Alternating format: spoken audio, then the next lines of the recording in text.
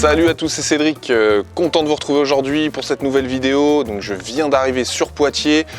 Aujourd'hui j'ai rendez-vous avec mes artisans, donc électriciens, peintres. Je suis passé à l'agence, j'ai récupéré les clés.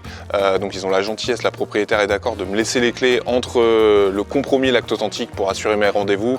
Donc que ce soit pour prendre des mesures, que ce soit pour faire intervenir des professionnels pour les travaux.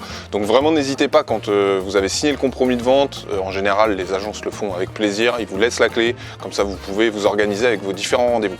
Du coup, au programme, je pars rejoindre mes artisans, l'électricien, le peintre. C'est parti, vous venez avec moi. Let's go!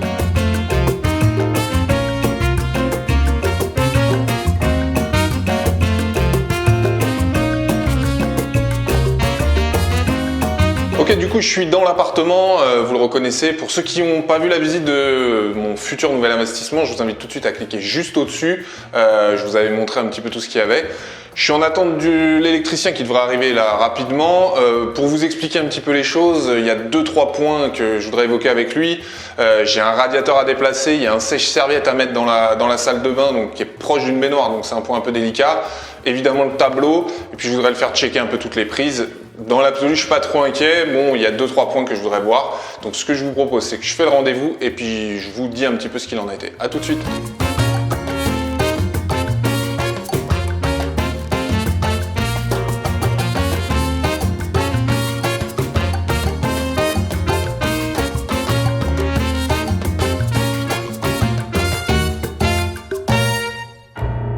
Ok, donc je viens de faire le rendez-vous avec l'électricien, je vais vous faire un petit peu un débrief de tout ce qu'il y a. C'est plutôt des nouvelles rassurantes, mais voilà, je vous parle un petit peu des points les plus délicats.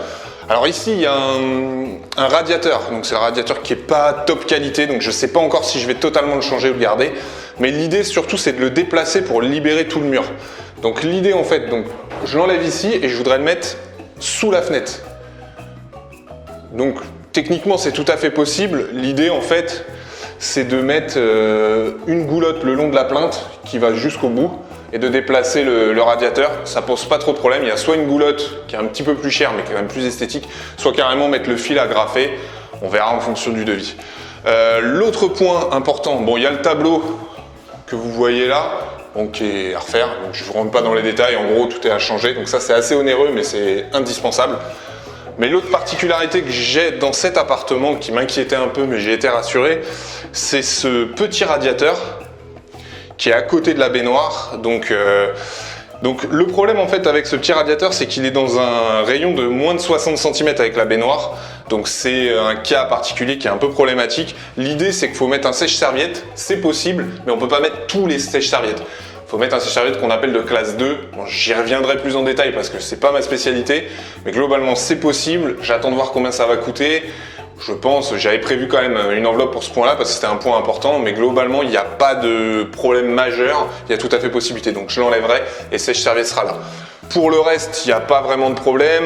Toutes les prises existantes sont nickel. Moi, je vais juste faire rajouter ici. Parce qu'ici, il y aura un petit meuble de cuisine avec un four combiné micro-ondes et four grill. Donc une prise qui sera rajoutée ici, une double prise qui sera connectée avec une prise qui est dans la salle de bain, donc c'est possible. Et je rajouterai peut-être une prise aussi ici dans le mur, donc qui sera tirée via les autres prises. Donc ça, c'est à moindre coût. Je vais y réfléchir encore. Voilà un petit peu. Donc c'est plutôt des super nouvelles, c'est rassurant. Ça coûte de l'argent parce qu'un électricien, ça coûte cher. Mais c'est un poste sur lequel moi, je vous encourage à vraiment être vigilant et faire ce qu'il faut pour être en sécurité et aux normes. Voilà pour la partie électrique. J'ai rendez-vous avec le peintre tout à l'heure, donc je vous montre un petit peu ce qui sera fait.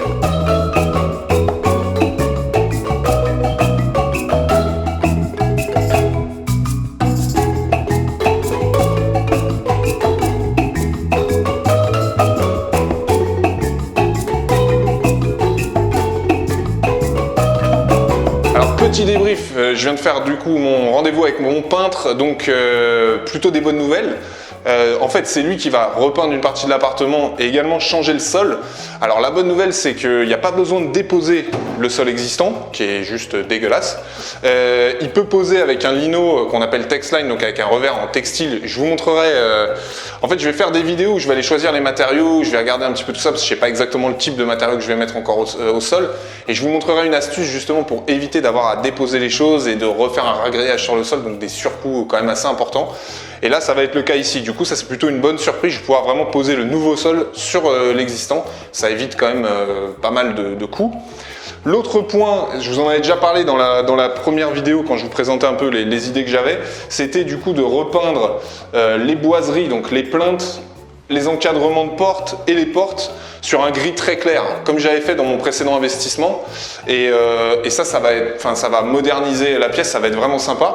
Et je pense du coup que les espèces de carreaux de cuisine qui sont vraiment moches, je vais reprendre cette teinte aussi grisée qui va faire un petit rappel qui sera assez sympa. Donc tout ça, il va me le faire. Et bon, c'est peut-être un peu du superflu, mais j'ai vraiment envie que ce soit nickel. On mettra un coup de blanc, vraiment juste un coup par-dessus, parce que ça a été repeint, mais un peu, voilà, vite fait. Donc je vais remettre un coup de blanc, c'est très rapide, c'est pas forcément un gros coup. Après, ça se passe dans la salle de bain. Donc ici, là on va repeindre tout parce que la peinture est pas top et j'aime pas du tout ces bandes rouges. Donc on fera 2 panneaux de couleur, probablement en bleu, je sais pas encore, et le reste en blanc. Donc il refera les plafonds. J'attends le devis, même si voilà, j'ai une petite idée par rapport à tout ça, mais bon, je vous donnerai évidemment les chiffres quand tout sera décidé, définitif. Mais c'est plutôt une bonne nouvelle parce que voilà, comme sur les travaux, on a toujours peur d'avoir des mauvaises surprises. Et en l'occurrence, j'ai plutôt eu des bonnes surprises. Et en plus, la disponibilité des artisans est bonne et je vais pouvoir finaliser ça dans les temps. Je vous tiendrai évidemment au courant.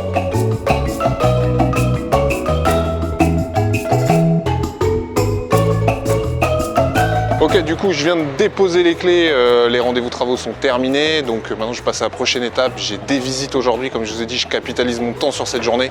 Donc voilà, la vidéo sur les travaux est terminée. Si vous avez des commentaires, des conseils, des avis sur les modifications que je vais faire, dans les commentaires, des pouces bleus et n'oubliez pas de vous abonner et de partager ma chaîne. Allez, à bientôt pour la prochaine vidéo, c'est parti.